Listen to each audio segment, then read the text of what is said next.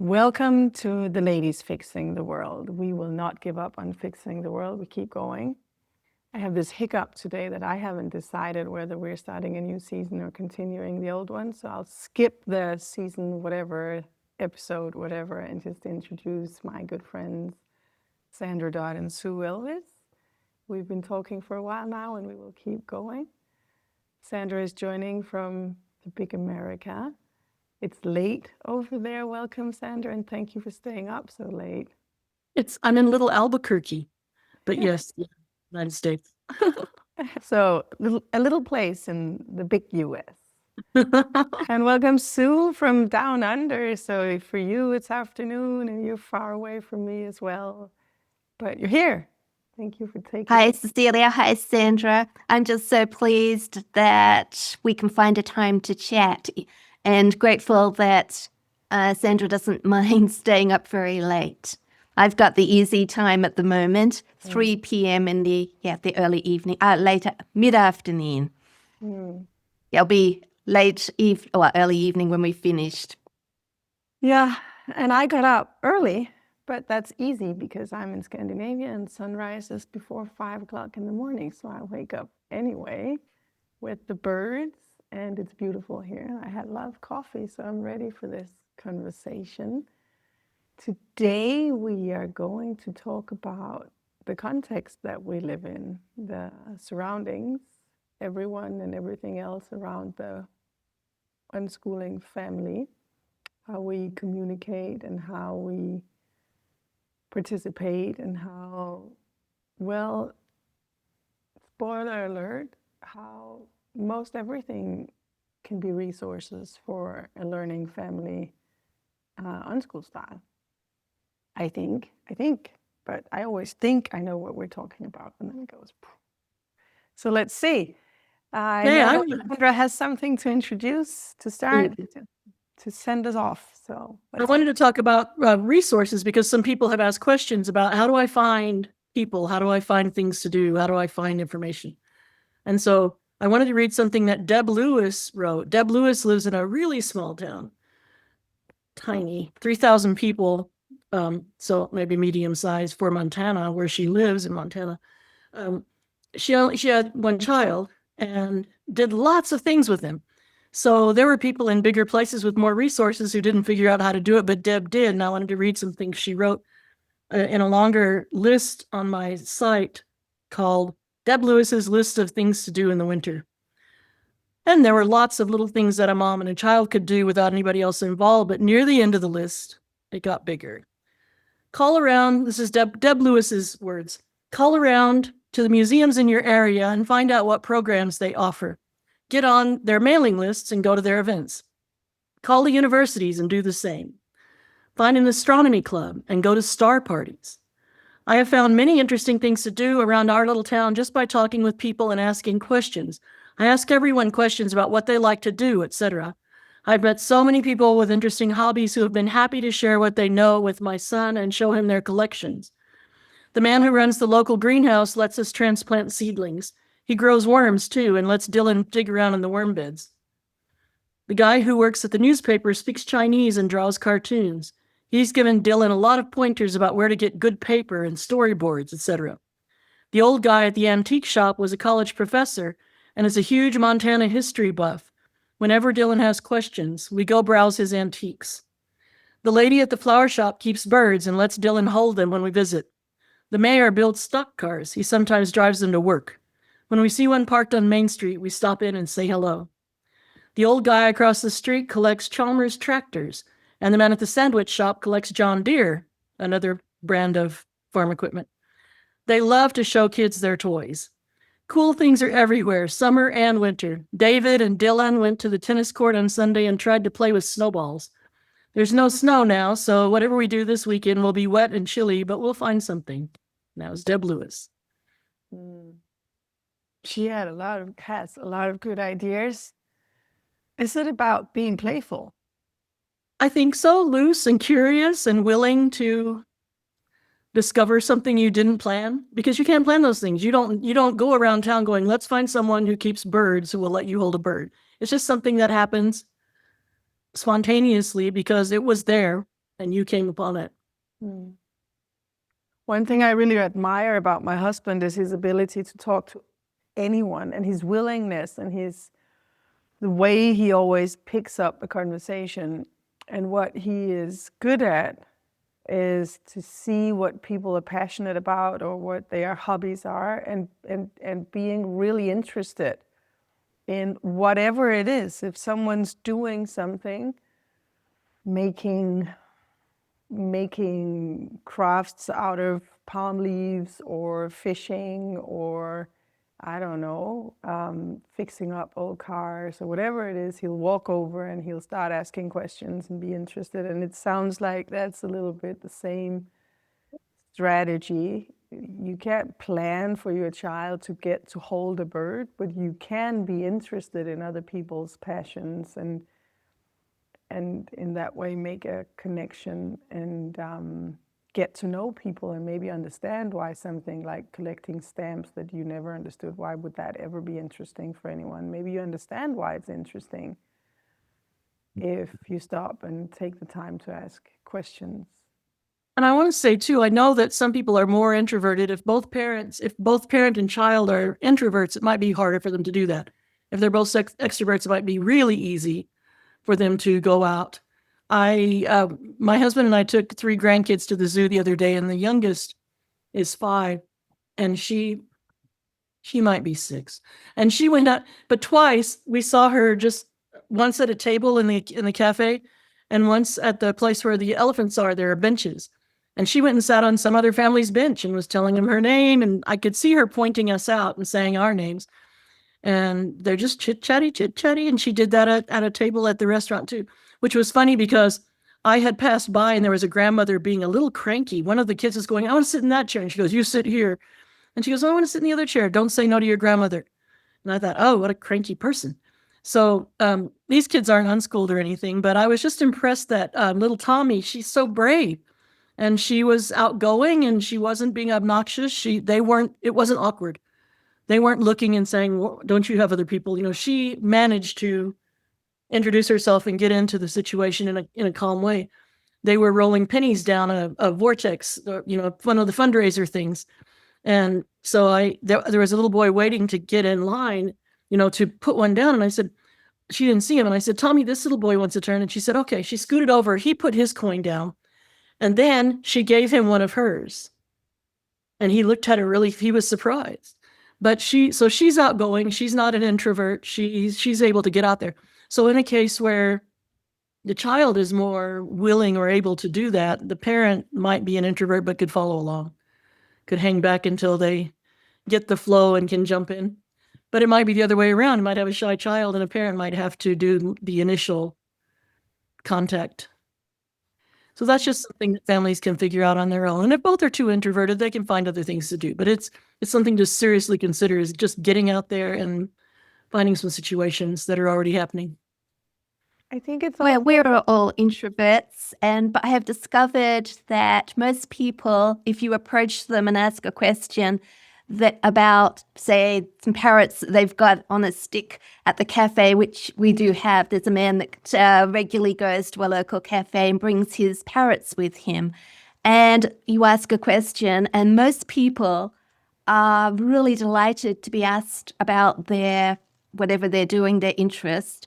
And the conversation, we don't have to say a lot. They're quite willing to put us at ease and to talk.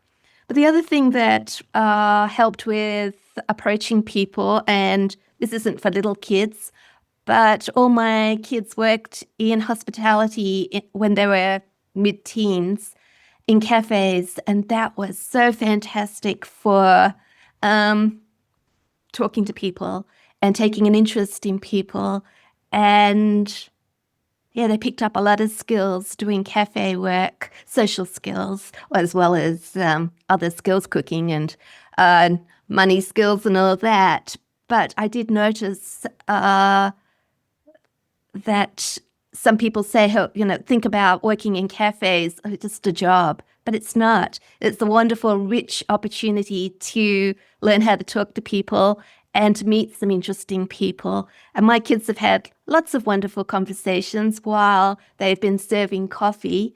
sharing their own interests and asking people about their dogs or whatever seems to be of interest to them. And that's a wonderful way for a teen to make connections in a community, is to get some kind of casual job like that. The other one I was thinking about, which we have never done, is, and I don't know if people still do it these days, well, I suppose they do flyer drop-offs, but the old newspaper round. Yeah. That those sort of jobs really get you out there in the community, talking to people and giving a child and an adult the sense of belonging to the community and to be part of whatever's going on within, your own area. But just thinking, Sandra, you were saying Deb Lewis had one child in a small town or small place. I had lots of children, but we live in, I guess, a sparsely populated area with not many facilities. I was trying to think about the museums and art galleries as you were talking about going through the list. And I was thinking, well, if you go 2 towns over, we'll find a small art gallery. And if we go several villages over, we'll find a small museum. But for us, there are other things that we got involved with. And those art gallery museum things were like special once a year, maybe twice a year outings where we all visited the big city and spent a day at science museums or art galleries or whatever. But finding things in our own communities, I don't think, sometimes I would think, would be lovely to live in Sydney, say. We'd be surrounded by people, surrounded by opportunities, surrounded by rich experiences. But I know from our own experience, and we didn't meet any unschoolers locally, that there are lots and lots of opportunities to meet people and to make connections, but maybe not with the people that we might dream of meeting. For example, my kids never made any unschooling friends locally. That was a bit harder. I had a woman come to a group one time. She came into an unschooling discussion, and her initial, hello, her introduction to herself was, I need to find a 5-year-old girl who's unschooled. And my response was, no, you don't. And she was not taken aback. But it doesn't need to be a girl, and it doesn't need to be 5 years old. This is so schoolish, right? To think I need someone just like my child, same gender, same circumstances, same general religion, family background. I mean, that's what they really are dreaming of, is another child like theirs, very much like theirs. But they'll learn more from a boy 2 years older who knows how to play Minecraft, or something that the girl would be excited about. That's cool. That's fun. Or for her to play with 2 little kids who don't know how to put dolls' clothes on and off yet, but that girl might already know how to. So the idea that it shouldn't need to be a child just like you can be helpful too when people are looking for other people, because really they're looking for people. And around where I am, we did, when my kids were younger, I had created a park day, and there was a precedent for it even in our growing group, because I had been active in the La Leche League, and they had a park day.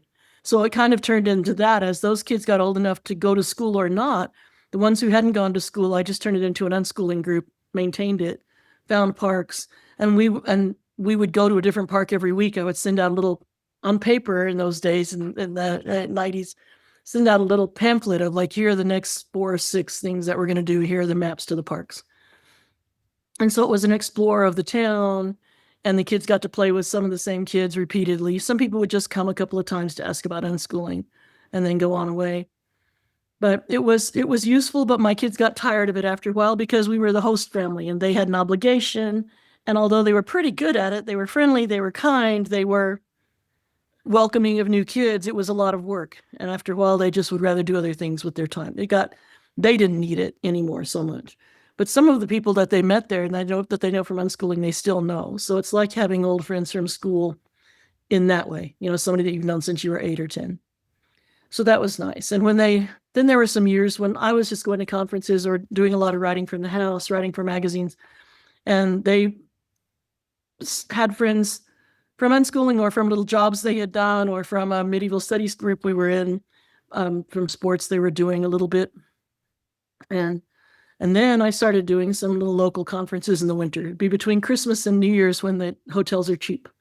And when a lot of people, even dads, maybe, people with the jobs have a week off.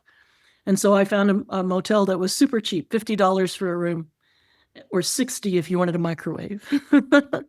And there was a restaurant that you could get to without leaving the hotel. You didn't have to go outside. And the conference rooms they gave us had been an old can't think of the name of the restaurant anymore.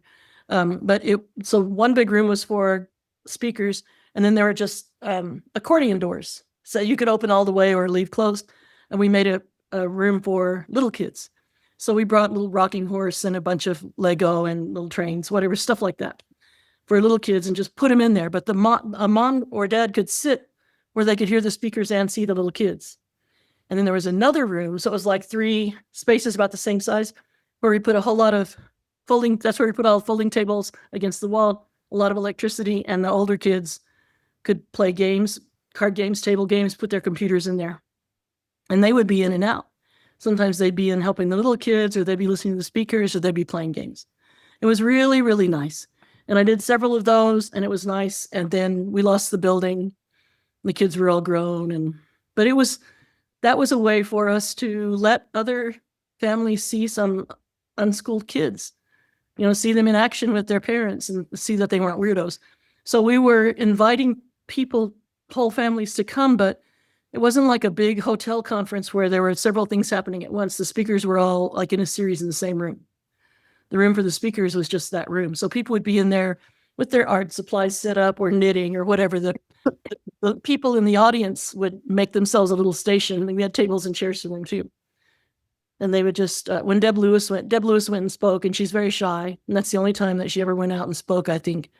But she was painting bags, painting canvas. And it was nice to see people doing what they like to do. I think probably you see a lot of that, Cecilia, in the gatherings you have. Yeah.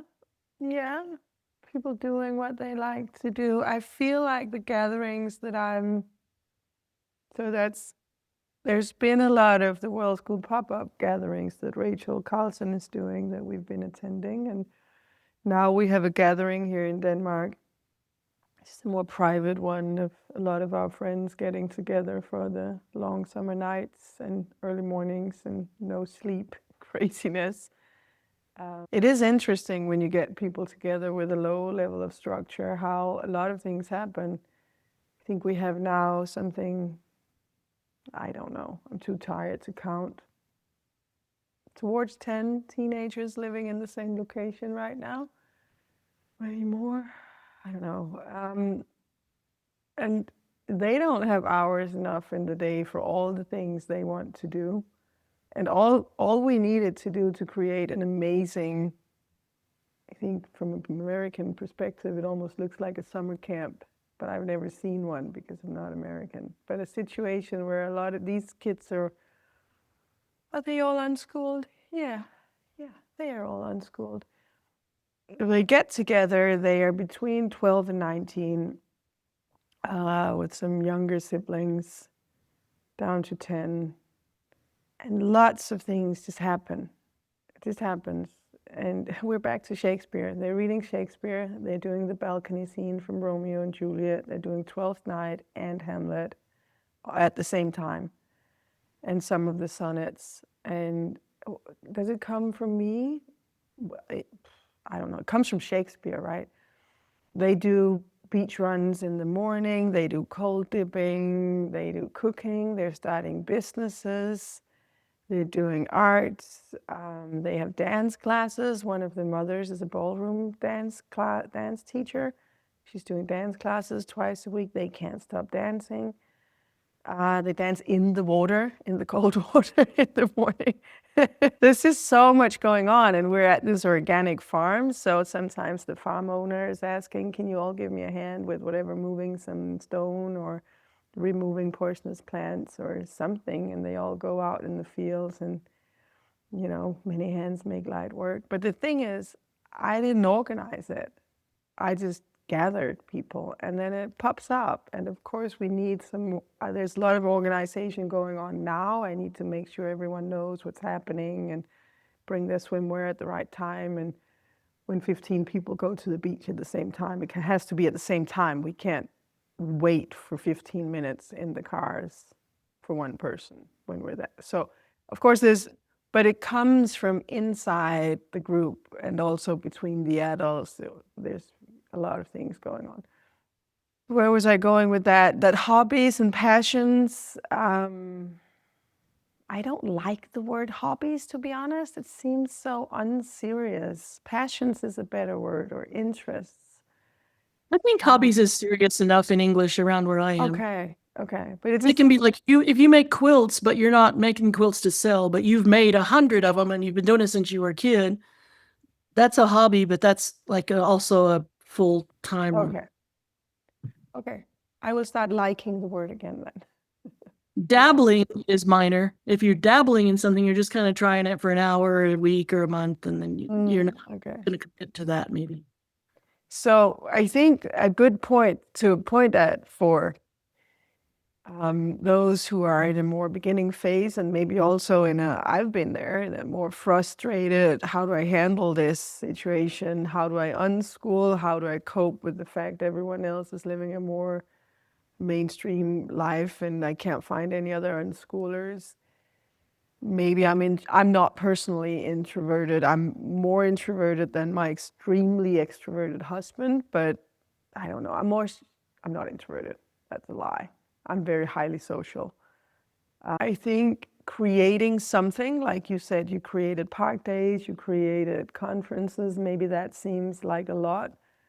But creating something where you would be personally comfortable in the situation, inviting for, I don't know, a party in the street, or should we all do a flea market together, or a park day, or a group outing to whatever, see the local church, talk to the priest about the paintings, or whatever you feel comfortable in. When you create something that gathers people, eventually you create community. And as you said before, Sandra, what we're looking for when we're looking for people is community. It doesn't have to be another 5-year-old unschooled white Christian child. It could be anyone basically becoming your friend.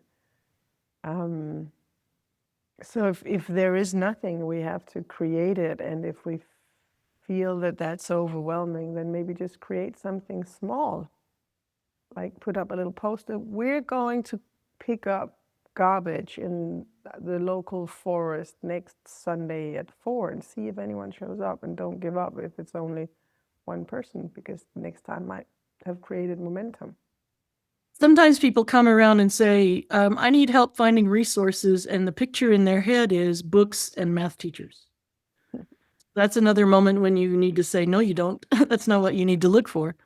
And look for a gaming store where you can sit and play games with people.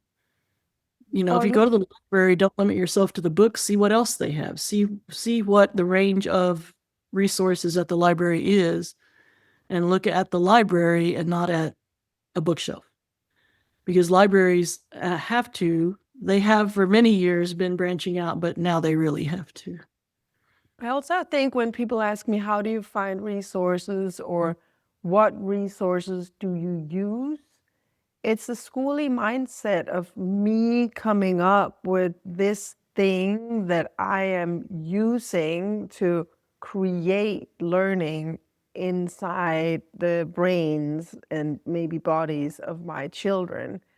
And my unschooling family does not work like that. It's like I said before about this community, it pops up from the inside. What I use is conversation and relation. I am genuinely interested in how the world looks for my children and how they thrive or not thrive and what they need to thrive. It's not what they need to learn, it's what they need for light to be lit in their eyes and for joy to be felt in their hearts and motivation happening, not push, but, starting that engine of wanting to keep going with whatever it is. And it is really whatever it is. If this whatever is a video game, or if it's, I have one child right now really passionate about driving the old, it's not a John Deere, or is it even? Well, we have an old tractor at the farm, really old one. And that one has a thingy, I don't know, I'm not the one helping with it, to cut the grass.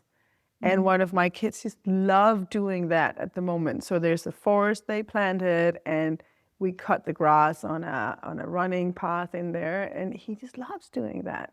So it makes him happy, and therefore that's what we're doing. He's doing it with his dad. I'm not driving that thing.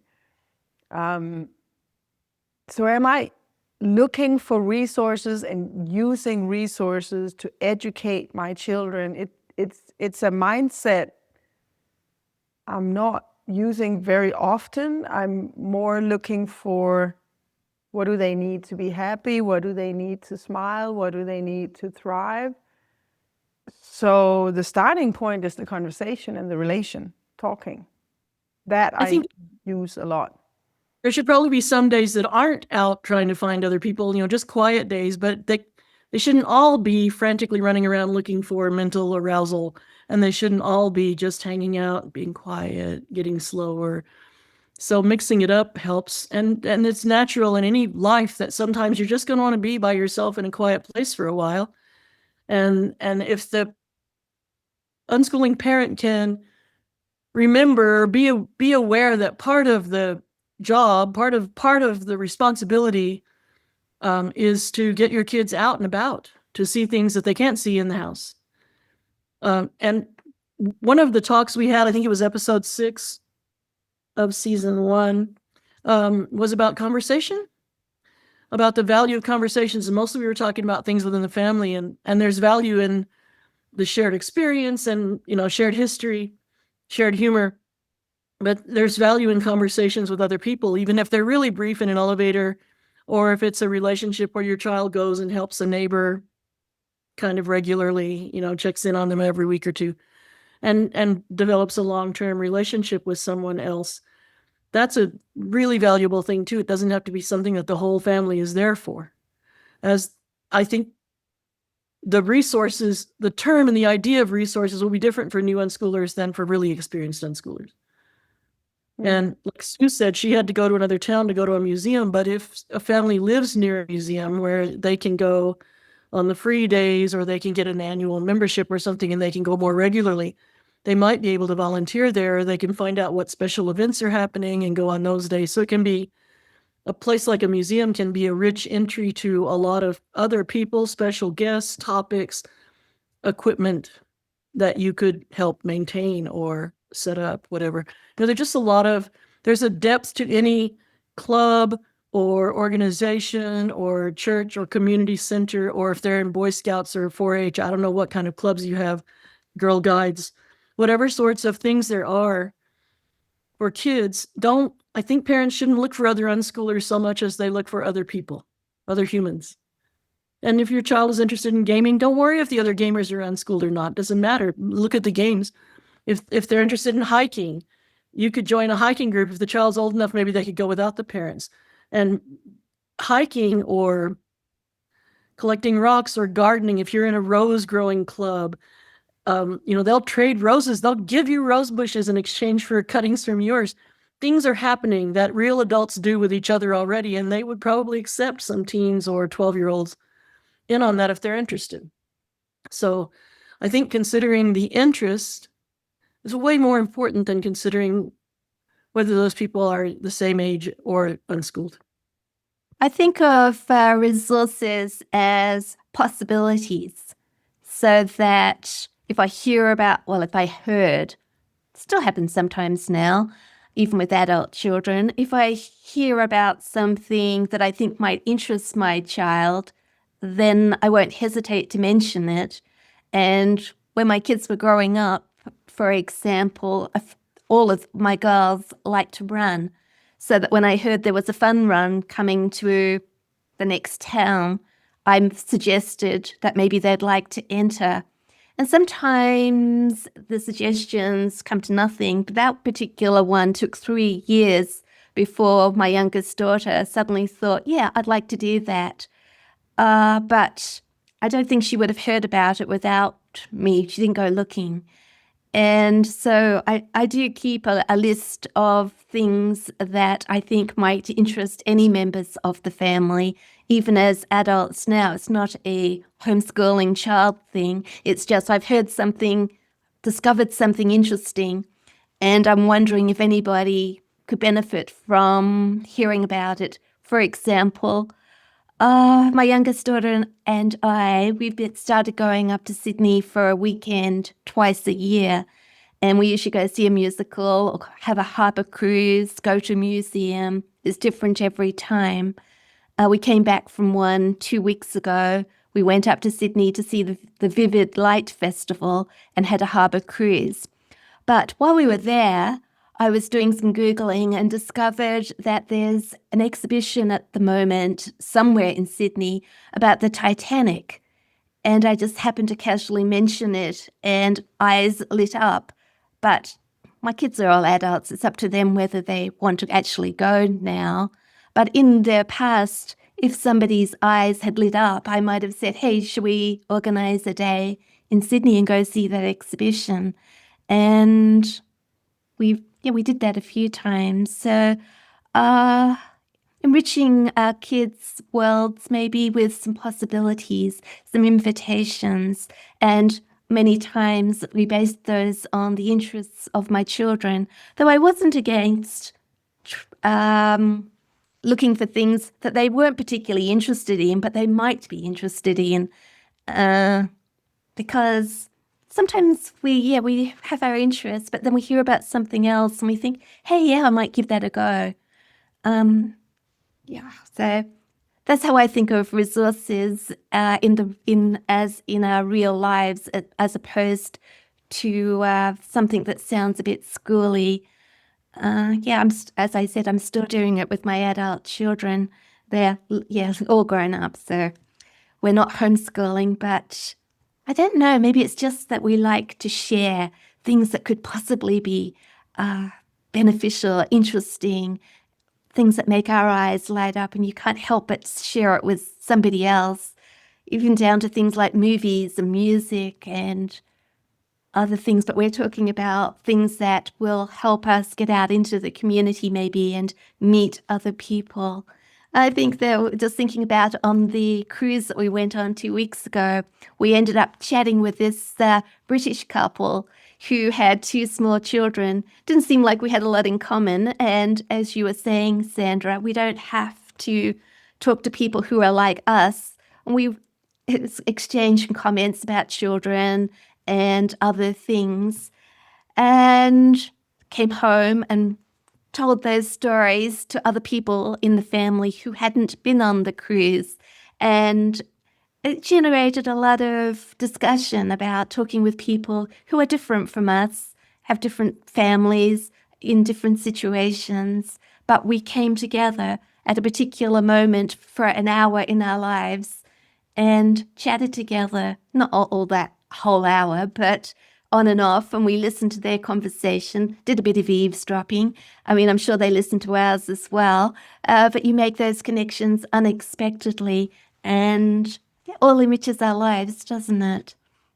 That brought up 2 very recent stories. Just a few days ago, Keith and I were playing a trivia game. Something came up about insurance companies on early maritime, early trade ships, and Lloyd's of London. And when the Titanic sank, Lloyd's of London paid them in full within a year. It's not like that with insurance anymore. And it told the amount, I don't remember what it was, maybe $2 million or something like total. But that was interesting. And Marty, my middle child, has moved to Alaska with his family, but they just flew there and shipped their cars. So there was no ocean involved for them, just airplanes. And they went on a harbor cruise of some sort to go see whales and wildlife in a national park. And some of the other people who were on that little ship, it was small, tour guides are pointing out what they can see, goats on the hills and stuff.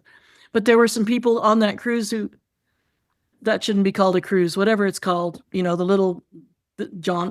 Boat trip. Yeah, the little boat trip. There were people who had come from a cruise, from a real ocean cruise, and they were there for the day, and some had gone on that same little trip that they were on. So they were hearing cruise ship stories. And that was interesting for them. And so these people were interested in this young family that's just popped up in Alaska without going by boat. And so it was interesting enough for Marty to tell me, and as interesting enough for me to tell you. But it was, that can't just happen. You can't plan it. You can't order it. You can't say, I think today, let's go find somebody who's been on a cruise ship and discuss with them the difference between that and flying here. And it just happens. They just happen. And it's great when they do. But these things only happen when we leave the house. And I think one question I've had a few times, many times, is what do I do if my child doesn't want to leave the house? So the mom or the dad, the parents might have a lot of ideas about things to do, but the child disagrees. The child wants to stay home. And some families struggle with the child wants to stay home playing video games.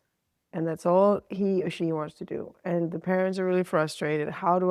They can come up with all these ideas that we're throwing now, go to the clubs, meet the people, go to the museums, go for a walk, go to whatever, join a chess club, play tennis or snowballs, but they cannot make the children leave the house. They shouldn't make their children leave the house. Why would you make a child leave a house? It's as bad as making a child stay home. And we're all what if a child though needs everybody else to stay home with the child? I mean, if the child is too young to stay home by themselves, but the other children need to go out. They need one or two people to stay with them. Or if a child really needs to go out and the other ones don't want to, find another family who's going to do something and send a child with them. There are ways to get around that, but to blame a child for wanting to do something or not wanting to do it is evil and harmful. It's not good for the child. It's not good for the parents' view of the child. So if you... I'm not disagreeing with you, Sandra, but I just was interested... Yeah, I just was interested in your suggestions because we never had that situation. So I'm not disagreeing with you. I was just genuinely interested in what you would say to somebody who said that. We had kids who were determined that they had to go out or weren't going to go out, and I just had 3. But we knew a lot of other families, mostly from La Leche League, and so they had stated they knew those other houses, and I would either take the kid who didn't want to go to wherever we were going to another family, or talk someone into staying at my house with them and take the other 2 or something. We'd mix it up like that. Sometimes one kid is going, I'm so tired of being in this house. So I would find another family. A couple of times I paid for everybody to go to the zoo or someplace like here's enough money to get all of your kids into something, the children's museum, if you will take my kid, please take my child. And that can work. But sometimes it is actually a real problem. I have my family I talk with regularly at the moment, and the kids are small. The youngest child is very extroverted and want to go out and want to explore sandbox and fields of grass and other children and pet dogs and things. And the other child wants to stay home. And both children are under the age of 6. They want and need to be around their own parents. They're not in a point where they want to be around other parents or other people looking after them. If they have 2 parents, that can be split out for the day. And when we had the park days, we would be in a public park, and Albuquerque is a very driving kind of town, so everybody had their cars. And sometimes if a kid didn't want to play, they'd be in the car with a Game Boy or listen to the radio or something, reading a book, coloring. And we'd all be aware that there's a kid sitting there. It wasn't a danger. We wouldn't get too far from them. But that's another possibility, not on a hike, but I just think forcing kids to do things is a good way to inspire them to leave home earlier than you would have liked. because you can irritate a 10-year-old so much that they start learning how to use a calendar because they want to know how to get out of there. So I don't advise that. Also, you said that can't happen unless you get out, but I disagree because the three of us are all at home right now. And we're communicating. And What kids, did I say couldn't happen? if you said that couldn't happen. There was something about the conversation about being on a ship or whatever, meeting other people. And you said that can't happen unless you get out. But I think a lot of things can happen without getting out, especially now. I was reading something I wrote years ago, and it was talking about being in the car with kids, traveling, talking in the car, and saying if you have a cassette tape player, well, nobody has a cassette tape player anymore, but now they can use Bluetooth. You can put on the car stereo system all kinds of music and stories, and that's what I meant, is you can share listening to something while you're driving, while you're in the car. And so I hope people will just translate that and go, she doesn't have any idea what she's talking about because she's talking about cassette tapes. Well, I've done it with cassette tapes and CD players and Bluetooth, so I do know what I'm talking about. Of course you do, Sandra. We've actually taken it next level. I wish he would do it again. My husband started telling stories while we were driving. That was really fun. That's fun. He came up with stories. We had a lot of word games and things that we would do. We didn't need the stereo either, but I think I could tell a lot of stories. We could all probably tell a lot of stories about people who have met online and then become friends. Or I remember when our oldest was a teenager, the only way that they could play computer games together was a LAN party, which involved taking computers into the same building, into the same house, hooking them physically together with cables because there was no Wi-Fi, and playing games like that. And it was very exciting. But when Kirby was going to go to one of these parties, I remember Holly and Marty and I, the younger siblings and the mom, would help him carry his computer out to the trunk of the car. He would have to take the tower, the monitor, the keyboard out, all of it out. And the books that he needed, if he needed, whatever they needed with it, codes or whatever they might have, that were printed out from some web page. And then he would go somewhere for hours, and they did it at our house a couple of times. And so it involves having big, tables and electricity. And then came along, you can just play with each other from your house, which was much easier. And then came things like World of Warcraft, where you can play and talk at the same time. You're speaking to these other people while you're playing. You can see, there's the option to see each other. Maybe on the side, maybe they're in something like this and they're playing a game on another computer. And I've seen a lot of that. Holly used to play Halo, and she kind of played with Halo. She wasn't a serious Halo player, but she would go in there and chit chat with people. She would sit in a Jeep with another player. They weren't even in the battle, just like talking. So she was using it like high school kids go parking, but it was somebody in Australia or some kids in Mississippi. So these kids were from all over the place. And their main question for her always, are you really a girl? They weren't used to girls being in there. So when she was 20 or so, 19 or 20, she went on a road trip. She drove from here to the East Coast to North Carolina to Virginia, went to see friends. And so she went on the freeway across I-40 that goes to Tennessee, and she visited a lot of unschoolers that she knew. And then she came back further south on I-10, and she met some of those kids. She arranged to spend the night at their house, a couple of the guys that she used to play Halo with. And it kind of scared them because they were more conservative than she was. And they probably never had a girl stay over. It wasn't a romantic thing. It was just, it spooked them because they weren't used to it. They didn't expect it. They didn't know how to act. She was more pierced and exposed than they were used to girls being, I guess. And so it made them very nervous, but she was really glad to meet them. And that she was brave and courageous. She had a cell phone. It wasn't dangerous. They were more afraid of her than she was of them. And that my kids have many times met people that they first knew on the internet. And when they were younger, when they were 13, 14, they would take other friends with them in case it was scary or they didn't like the person. And as they got older, it wasn't, it'd be like an adult making a decision about that.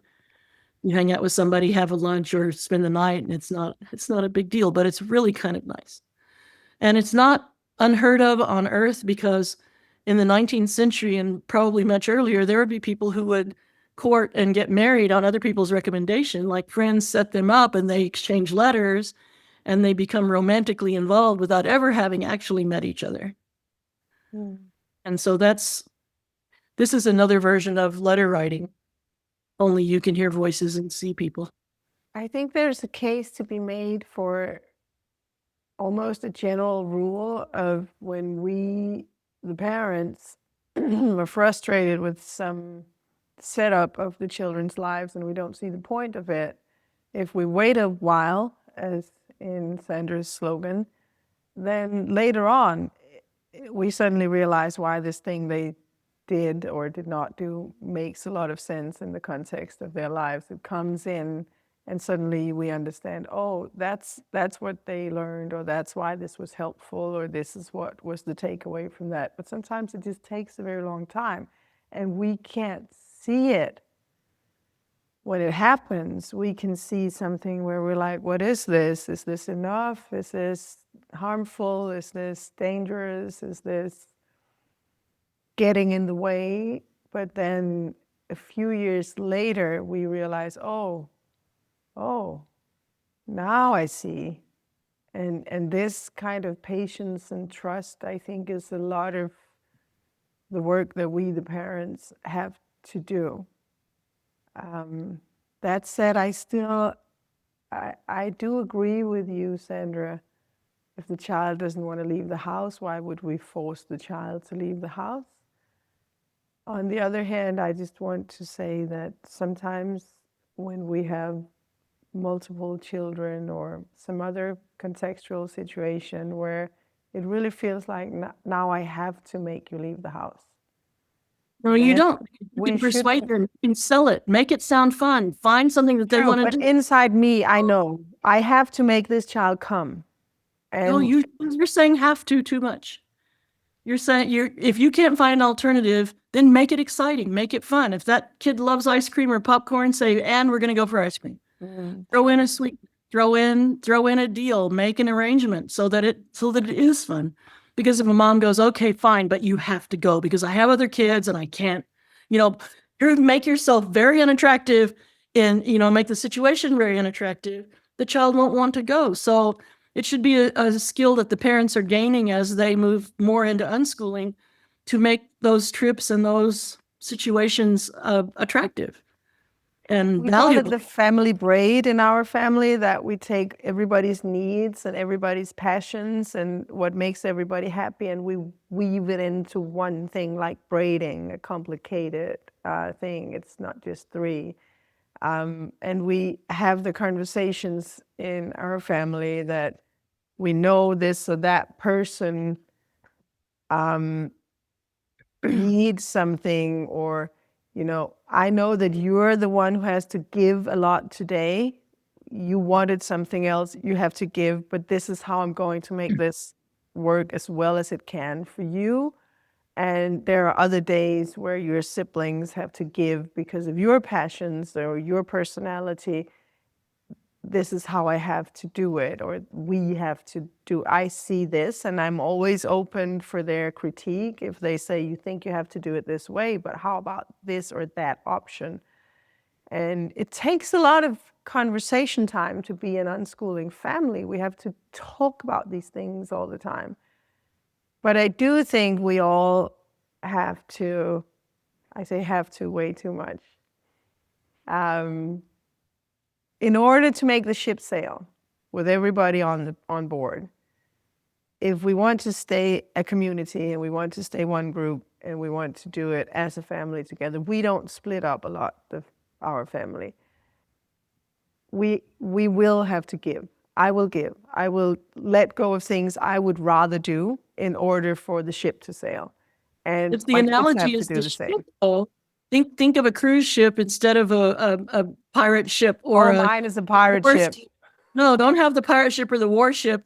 Have the cruise ship, and then the mom can figure out how to make the day exciting for everybody, and that there's food and that there's entertainment. That's better than okay, the whole group has to get together and decide together and braid together. That may be too much talking. Maybe if you're going, just get the sails up and go and figure it out as you go. One analogy that helped us a lot was sometimes one kid is the star of the show. We're all going to do something because one kid is in a tournament or a game or a play, and the rest of us are backup and support. So yeah, it's not your day this time. Let's just go. Take a book if you want. Take your Game Boy if you want to. Take a doll, and then we'll go eat after. So the outline of it might be, this is the thing we're going to, an ice skating, a hockey game or whatever it is, at their skating rink, and it's going to be cold, so don't forget to wear warm clothes. And that was my job, to try to get us there on time, make sure that Marty had everything he needed if he was the star of the day, and that everybody else had something to calm them and soothe them, maybe take a friend with them that they could talk to or hang out with or play with. But I didn't expect them all to help me plan that, because I could see it. I knew enough to know what they wanted and needed. Oh, but we don't do family sit-down planning situations ever. I just do a lot of talking. I talk with this person and then that person and then the first person again and then the third person, and then I do a bit of thinking, and then I come up with a plan, and then I talk with everyone about the plan and take notes on their comments.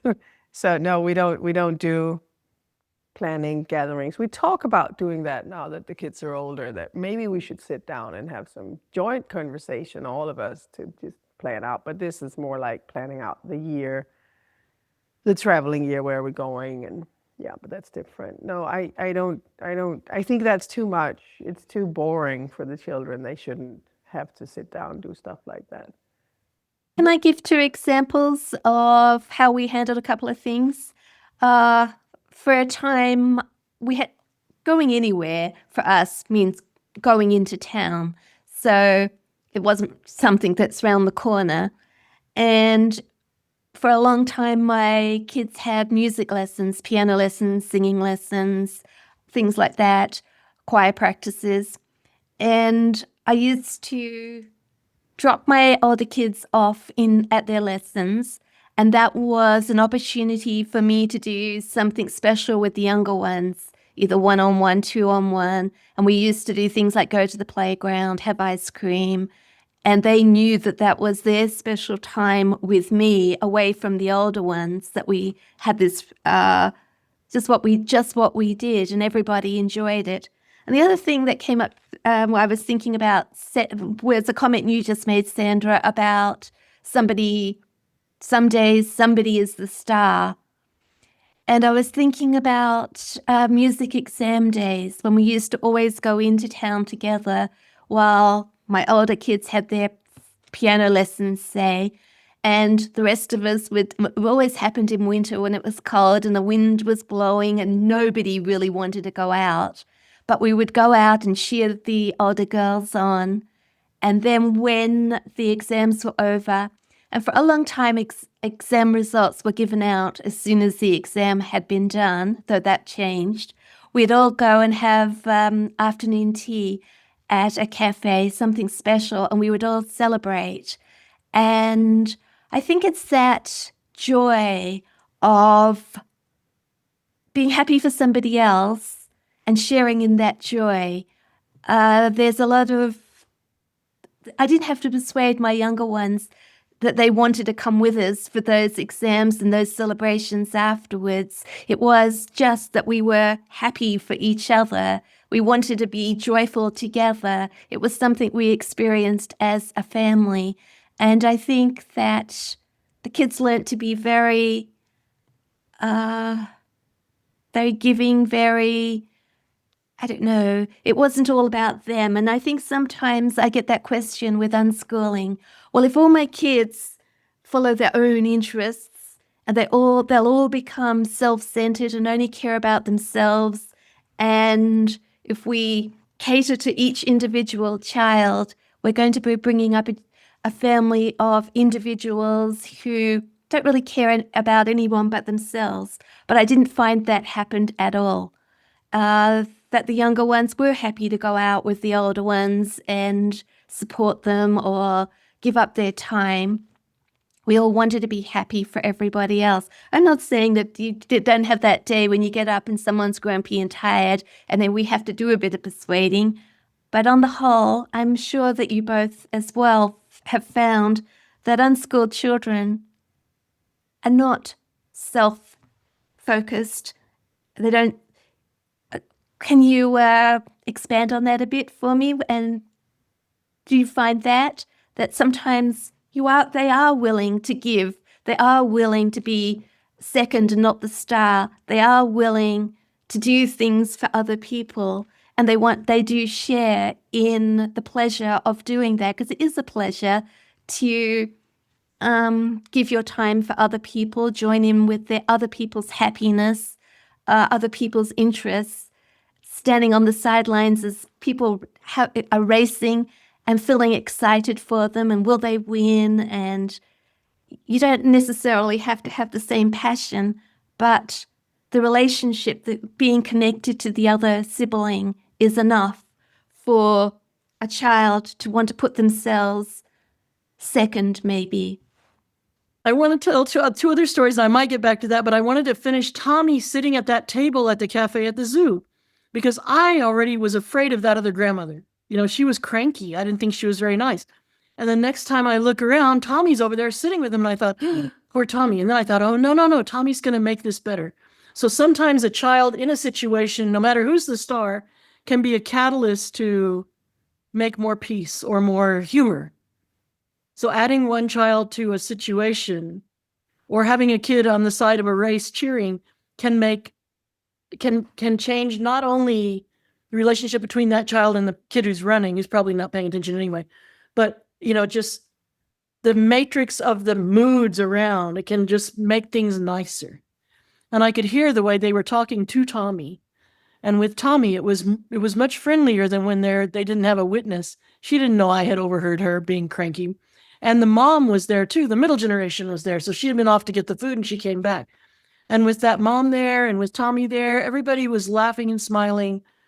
So I think sometimes, even if a child isn't interested in what's happening, or, it's just an unexpected rearrangement of people, it can be nice. It can be a relief of something, a relief of frustration or boredom. So I think that can be helpful, even if there's not a star of the show or a focus, just the rearrangement of personnel. And sometimes people will say, oh, I love unschooling because my child will learn whatever he wants to learn, or my child will decide what he wants to learn, or my child will, that the child somehow consciously makes a decision to learn something. But if you keep it mixed up, if you get out and about and around, or into the computer, or shake it up so that it's not what they expected, something new is happening, there's some new input or visual, and you can think of all the 5 senses, something new to see, something new to taste or hear or smell. All of those things are learning. And so I try to get away. It's another level of deschooling, to get away from the thought that your child will decide what to learn, to the thought that in a rich life, your child is learning all the time and can't help but learn.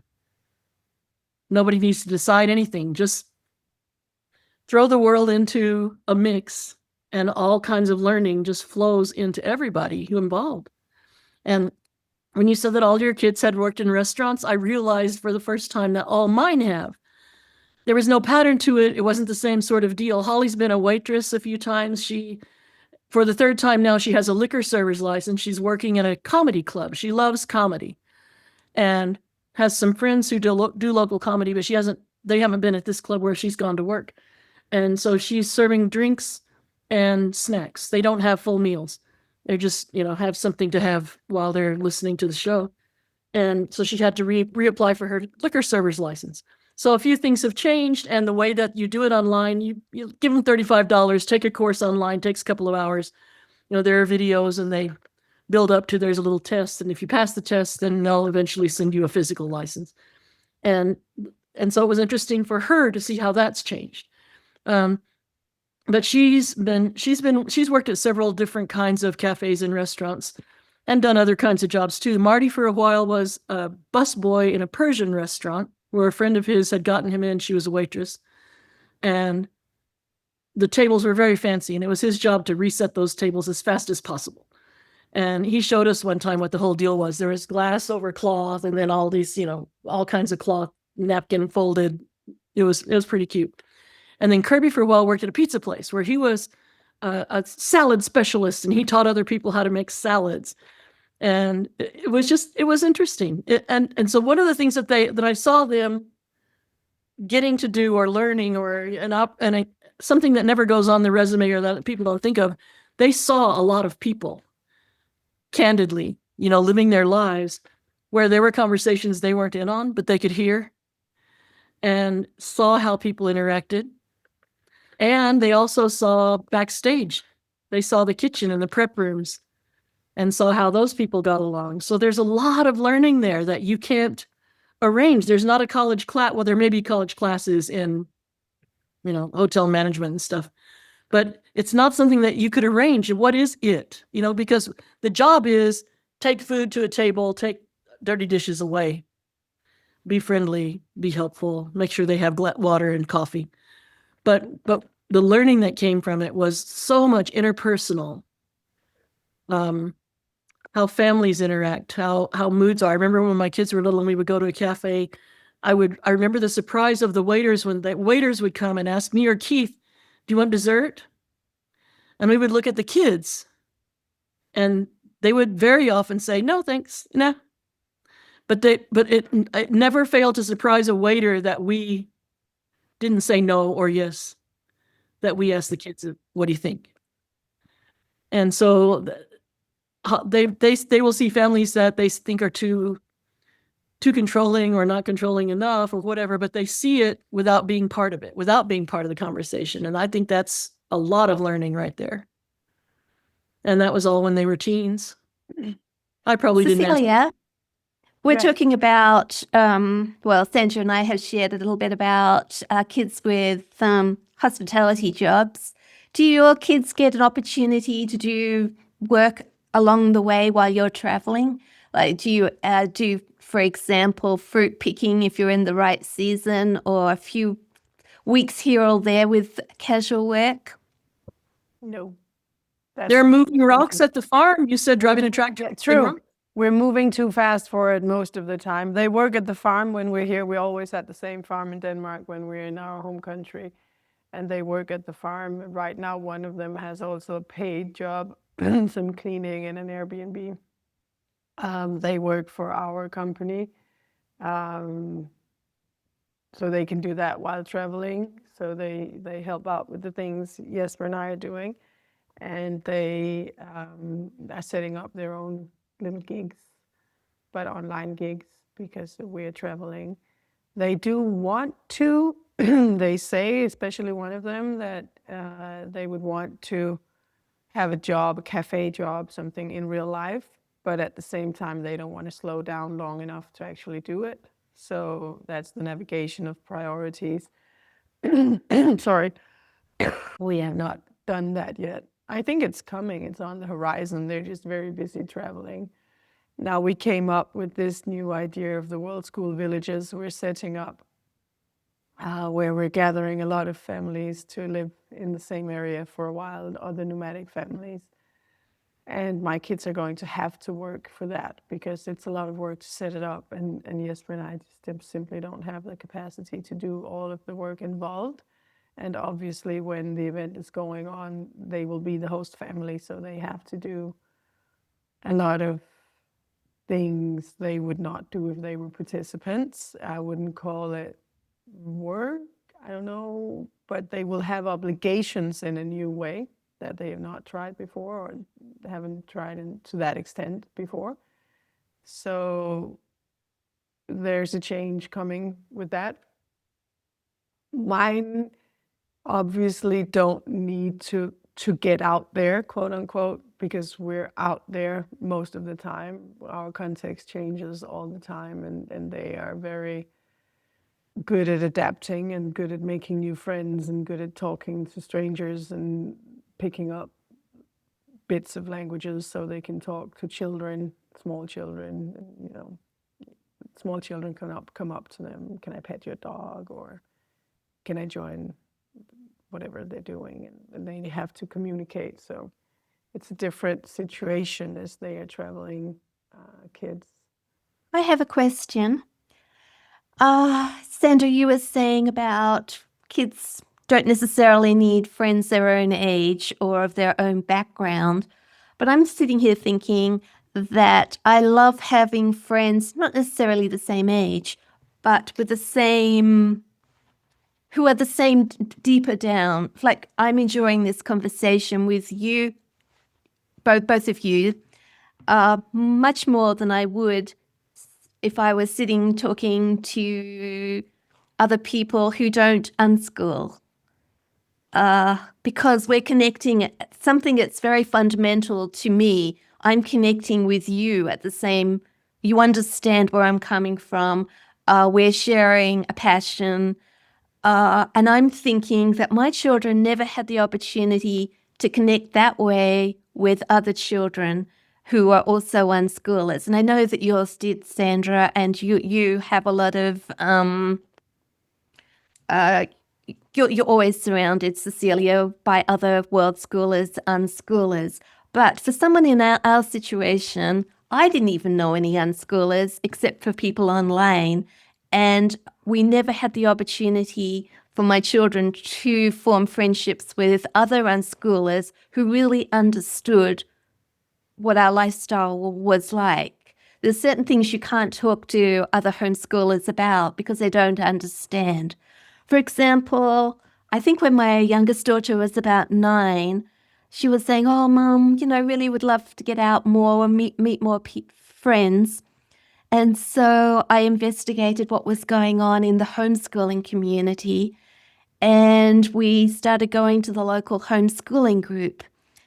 And it was really quite funny because this homeschooling group, we belonged to, I don't know, 20 odd years before, and it had been a really tiny group at that stage, and it had expanded over the years, and we dropped out a long time ago, and somebody else was running it, and a whole lot of new people. And we turned up for our first meeting, and the first thing was very welcoming. "Hello, are you new homeschoolers?" And we said, "Well, no, actually, we've been around for a long time." "Have you just moved to the area?" "No, we've lived here, I don't know, 20 odd years." And they wanted to know why we hadn't been to their group. And I said, "Well, we just want to meet people now," for my youngest daughter. And we persevered for about 9 months. But I think that in the end, it was the kids didn't really connect. It was all conversation about what grade are you in, what workbooks are you using, and activities you were expected to join in with. And my biggest fear was that they were going to ask me to organize an activity that I didn't want to do. And some weeks we'd have cupcake week or book week where they had to dress as a book character, swim week, cricket week. And we picked and we just did a bit of picking and choosing what we wanted to go to because I didn't want to force my girls to go to something they weren't interested in. And in the end, we got this email about how we had to commit more to the group. Did we really want to belong? And we thought, no, we don't. We stopped going. But my kids never found those kindred spirit friends. Any suggestions for anybody? They survived. I mean, they can talk to anybody. They've made other friends. But growing up, I think they would have loved some friends who really understood what they were doing education-wise, just at that deeper level of connection. And they never had it. So some problems you can't fix, you accept the situation. But I'd be interested to hear what you would have suggested if I'd come to you and told you. You just asked me just now, and I don't know how to do it now. But there was a time when unschoolers learned from discussion groups, and the parents knew where people lived. And sometimes there would be somebody close enough, or somebody's about to go to another city, and they would meet up. They could tell from those groups that there was somebody else in that town. And so a lot of the friendships came from the parents knowing each other online, liking each other, and happening to either on purpose go to that town and take their kids, or we're going to be there. Can we come visit? Do you want to go to a park? Do you want to meet up? And so sometimes those turned into lifelong friendships, and sometimes they didn't. Sometimes it was just a couple of visits, and either the kids didn't get on or it was too far, too expensive or something. But I've seen a lot of that happen, sometimes from conferences. Kids met at a conference, but very often just that the parents were aware of where the other family was and that they had some kids in the general age range and would get together. So I don't know how unschoolers are communicating these days. People who watch these podcasts won't see each other or know each other. It's not the same as written discussion groups. So that's my main experience, is where people are writing and telling stories and saying, oh, hi, I'm in Denver and I have 3 kids and we're interested in mountain climbing. So somebody else knows that. Somebody else who climbs or skis or whatever they're talking about might say, oh, we're going to be in Colorado. Is there something happening we could do together? I think a lot of it happens on social media and the groups. I don't do it personally a lot, but I think there are unschool or homeschool groups for areas. That's how I have previously found like-minded people. And funny enough, I had it noted on my paper as well that we've talked about how we don't need that other 6-year-old girl to be, to be my child's friend. That we need to be open-minded, that we just need community, and that is just other people. But I think there is, sometimes there is an actual need for other unschoolers and even similar aged unschoolers. And we shouldn't, excuse me, we shouldn't pretend that there is not a need for that, or that there is not a lot of benefit from hanging out with other unschoolers. I think it would be very much of an echo chamber if we did only that, but it would also not be the truth that I have lived, that there is no need for it. My children very much have had the same as Sue's experience, that it can be hard to connect with home-educated or school children. Not impossible. Can we go with other words, though? Need? Yeah. It's a desire, but it's not a requirement. A family can unschool without finding other unschoolers. It's cool if they can. They can want that, and they may get that. But if they don't get that, they shouldn't say, well, we didn't find any other unschoolers and we needed them, so now we didn't unschool. No, true. So if you use need, it's like a hinge. So I don't think it's a hinge. I think it can be a desire, it can be a goal, it can be a plan, a hope, a success, but need is too harsh. I agree. Well, then we just look at Sue. She raised a lot of children unschooled with no unschoolers in the backyard. So well, she had 8 of her own, so there were some other unschoolers right there. True.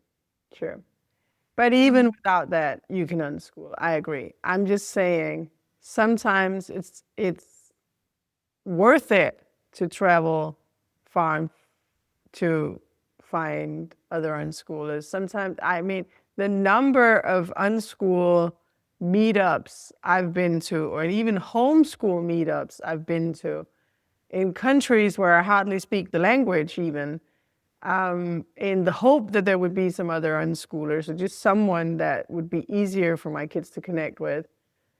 It's a lot. It's a lot. I've been to a lot of that, and a lot of it would look on the surface as fails, that we just spend one more day trying to hang out with people we didn't really connect with.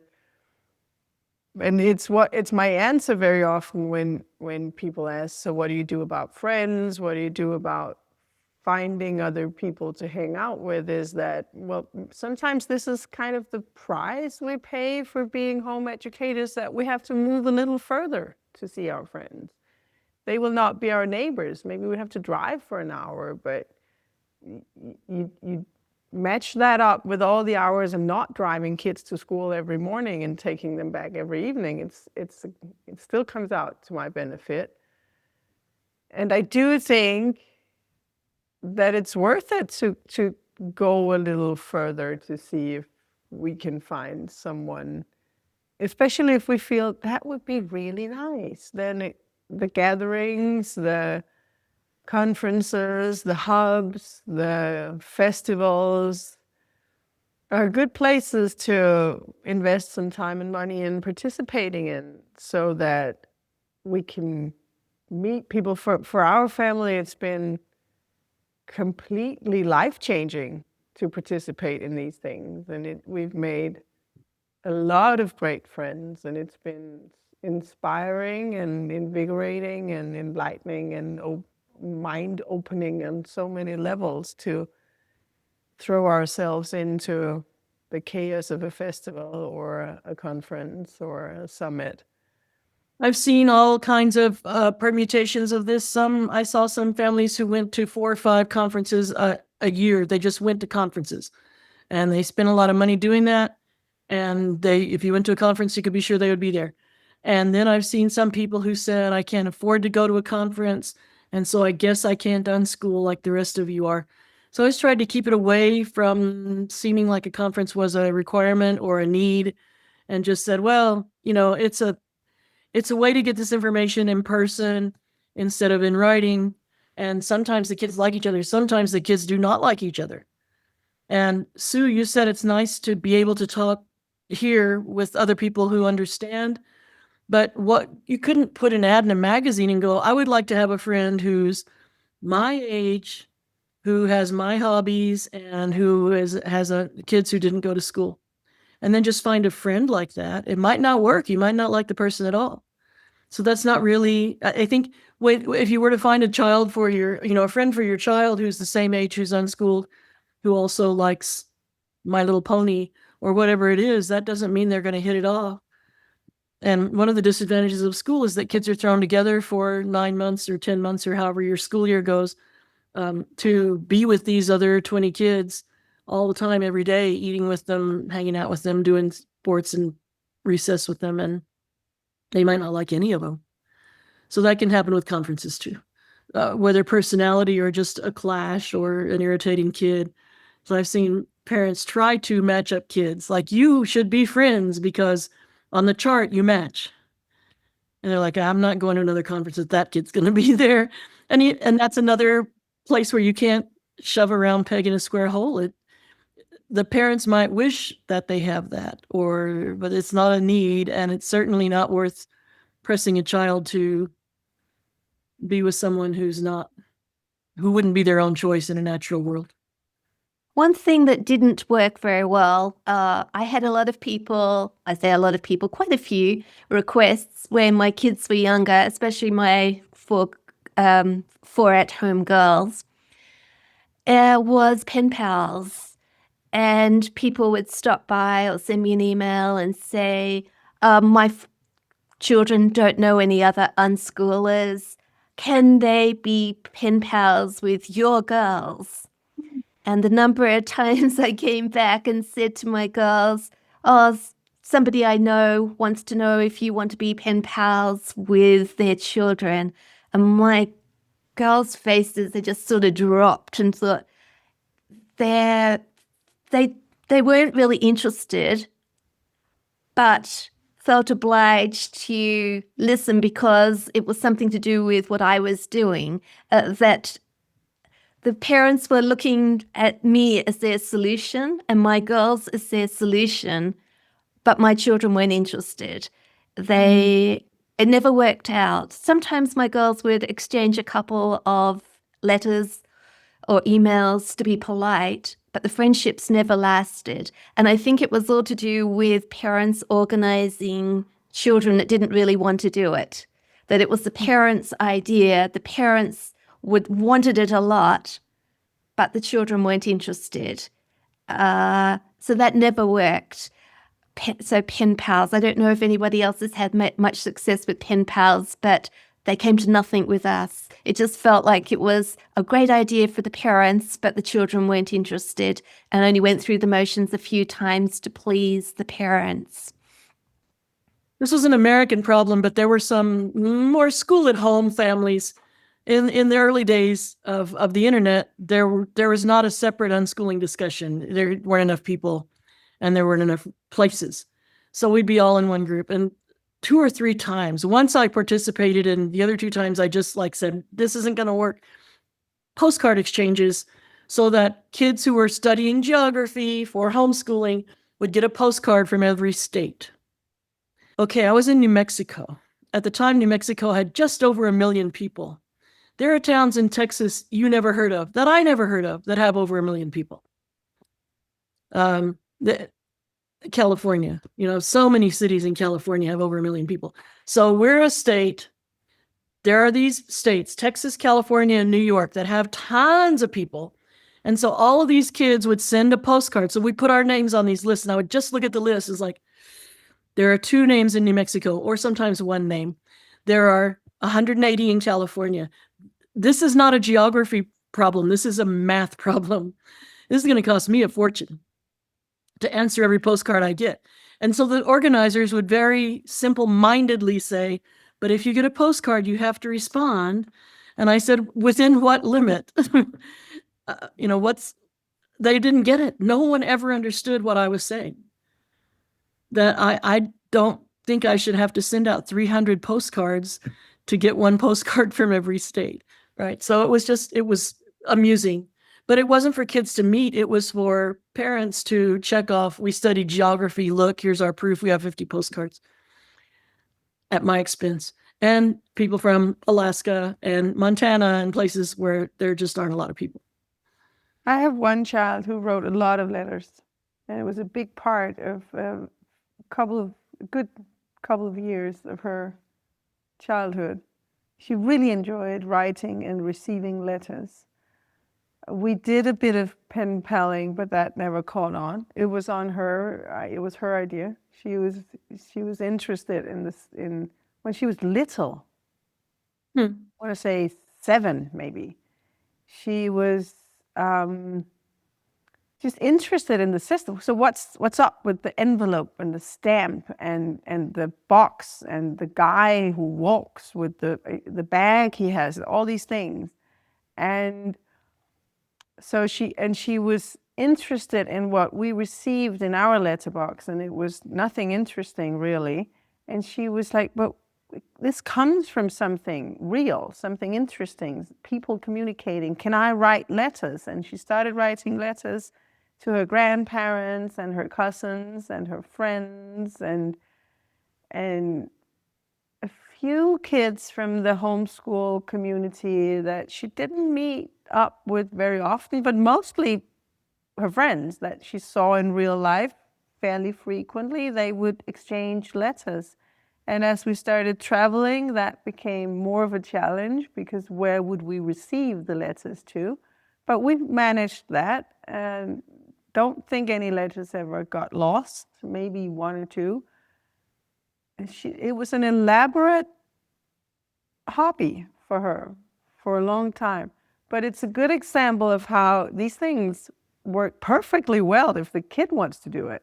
Right. My boys never wrote any letters, maybe 1 postcard to grandma sometimes for funsies, but not like that. My daughter, she would write pages and pages and include dried flowers and stickers and little things and ideas and quizzes and photographs and stuff.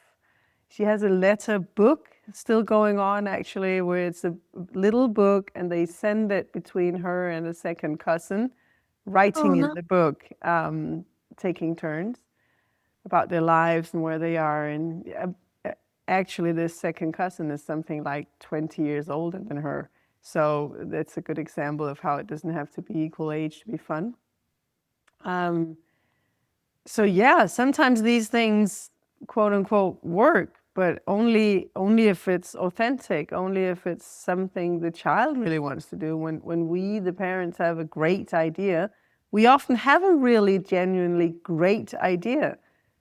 But if we push it down the throat of our children, and we want it to be a great idea for them here and now, that can go awfully wrong, and it often does. The face drops, as you said, Sue.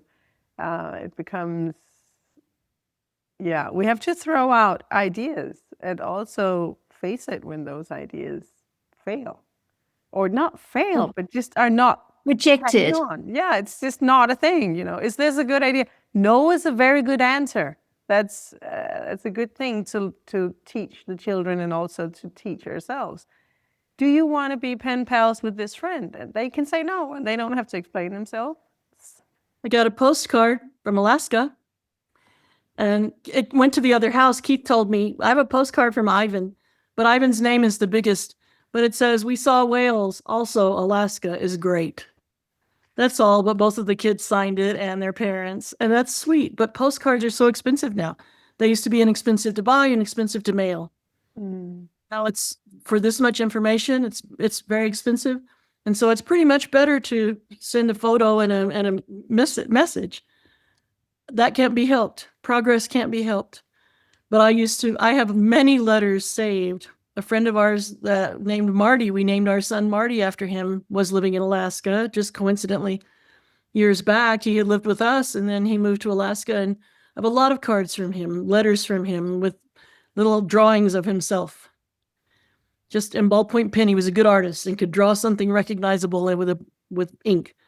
And I love having those, but it's a pile of paper. I have letters from both of my grandmothers and many from my mom, and it's in these days, my kids won't want those. It won't be, there's not storage for things like that anymore. It's just, they're not going to have filing cabinets. I have filing cabinets with folders. They don't even know how to use filing cabinets and folders. So styles of communication have changed a great deal. Styles of how to listen to things in the car have changed. The ways that kids can communicate with other kids online have changed. And so it's not dead space. There are people in there. There are people in that computer. I see both of you right now, even though we're on different continents. And I think encouraging kids to communicate with other people online is much healthier than the fright that so many parents had. Never send a message to someone you haven't met in person. Never accept a Facebook friendship from anyone you have not met in person. That's very limiting. And what's also limiting is this idea lots of parents have about screen time and limiting the amount of time that the kids and the teenagers use on their devices, especially the smartphone, is really being called out these years. And there's this whole movement, the smartphone-free childhood. It really shocked me when I realized that. Because what they do on the smartphone, and what also eventually slowed down the letter writing that my daughter did, is the communication options on the smartphone. I don't know how many text messages she sends every day now. It's probably a lot. And I feel the parents are very often concerned about the time spent on the phones and the WhatsApp groups and other communication platforms. But really, we do want our children to connect with their friends. And what I see is that they use the smartphone to stay connected with people they care about. And they take care of each other. They share their passions. They make jokes and they share photographs and they share ideas. They get advice. If one postcard is so important, why is 100 text messages not important? It's a conservative point of view that we think, oh, but this ball pen that I'm holding in my hand is real, but this smartphone that I'm holding in my hand is fake. It's not. It's just another tool. And I'm old enough to think, well, can't they be pen pals by email? But very few people use email. Email used to be a big deal, used a lot. And now it's not. So that's the CD in my car that used to have a tape player. It's already gone too. And now they're to text messages. Mm-hmm. So to discourage that, though, is like saying if they wrote it on paper, if they spent money on stamps and envelopes and mailed it through the mail, that would be virtuous. But because they're texting immediately and sending photos and getting immediate feedback, that's sinful. It's just prejudice. It's just fear and prejudice of change. Mm. And it's good if parents can go with the flow, modernize, accept the world as it is instead of fighting and wrestling and whining about the world as it is. But I'm guilty too. So my teenage granddaughter was with us at the zoo, and she kept being on the phone and texting. But I know probably 2 or 3 of the people that she's probably talking to. That's nice. That's cool that she could go to the zoo with us, help with her little sisters, hang around with her grandparents, and also communicate with her best friend and her boyfriend a little bit. It Well, wasn't. I think there's a lot to say about how to handle the smartphone, but I also think we don't have time for it right now. There's a time and a place for everything, and yeah, whatever. It's too much of a conversation for the 5 minutes we have left. I think we need to wrap It up. is a resource. It's a resource. Mm-hmm. And there's all the information in the world and all the people that they can get to with it, and all the photos they can see and take and send. It's a marvel. It's wonderful. It is. It is. And we just need to the extent there are dangers, and to the extent there are ways to not use it or culture around it, when, why, how, and where. We just need to learn about that. Just like walking to the mailbox, maybe in some context, would be a bad idea. Don't do it late at night because there's this guy out we know in town or whatever. It's just a cultural thing and a human experience. And of course, we need to use our brains to think about how that is. Devin never failed to help and pay attention to us. So even though she would be looking at it, it would be at downtime or when she wasn't in conversation. It was not at all disruptive or obnoxious, but I did notice that some people probably would have said something to her, but I didn't, because I was grateful that she went with us. It was easier for us to have 2 little girls with three adults. We count her as an adult when she's so big.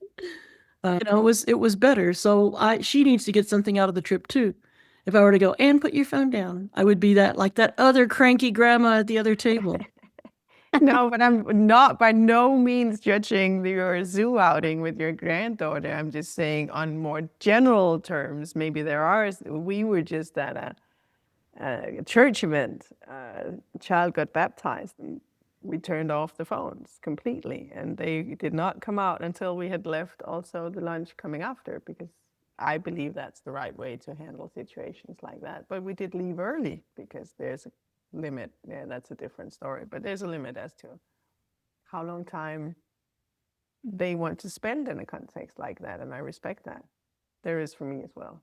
So I feel we're venturing into a new topic, but I also know that I have to wrap up, because I personally have a day that's starting here in my end, and someone else needs to use the office, and I need to take the kids to the beach, and there's a lot of things to do. Just wanted to remind people that resources shouldn't look like schools resources. They should look like the world around you.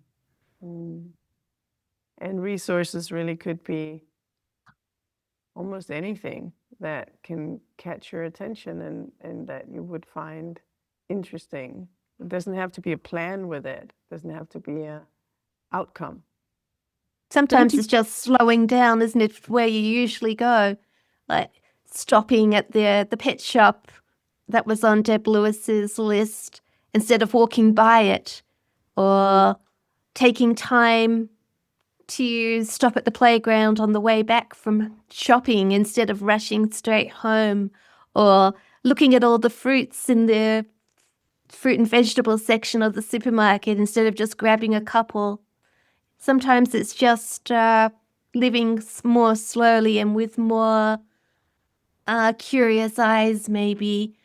And it doesn't have to be anything special or anything that involves a lot of money. It's just giving more time to our own lives, because we do miss a lot, especially we've got to rush down to town, I've got to do the shopping, got to get home. And you think, well, why do we have to do it that way? Why can't we? And we got very good at buying morning tea while we were out, and then stopping at the park or the lake and just enjoying the day and the experience, but without spending any extra money, just time. Beautiful. But maybe that's a resource, is our time.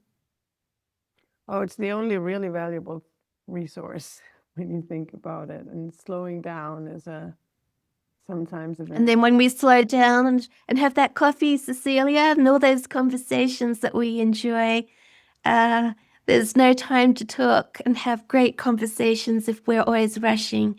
We need time for those, don't we? Which is always wonderful when I'm talking here with you. I really love how you have this long conversation format, Cecilia. Gives us chance to really dive deep into conversations and see where they lead. So Yeah, it's that's been one a of the pleasures, isn't it? We have a topic, but we don't really know where it's going to go because we're all different and one idea leads to another. And it's not as if we've sat down here and we're ticking off all the points that we've made. I'm actually sitting here making little notes about what you've both said so I can think about it later and check back. Well, have fun at talk the again. beach today, Cecilia. Have fun taking those kids to the beach. Oh, it will be fun. Thank you. I like, was fun. Cecilia, I liked how you said I need to take the kids to the beach. I mean, need that to. sounds like a great need. The sun is shining. I need to go to the beach. Thank you very much for this conversation, ladies. It's been, as always, a pleasure. See you next Thank time. you.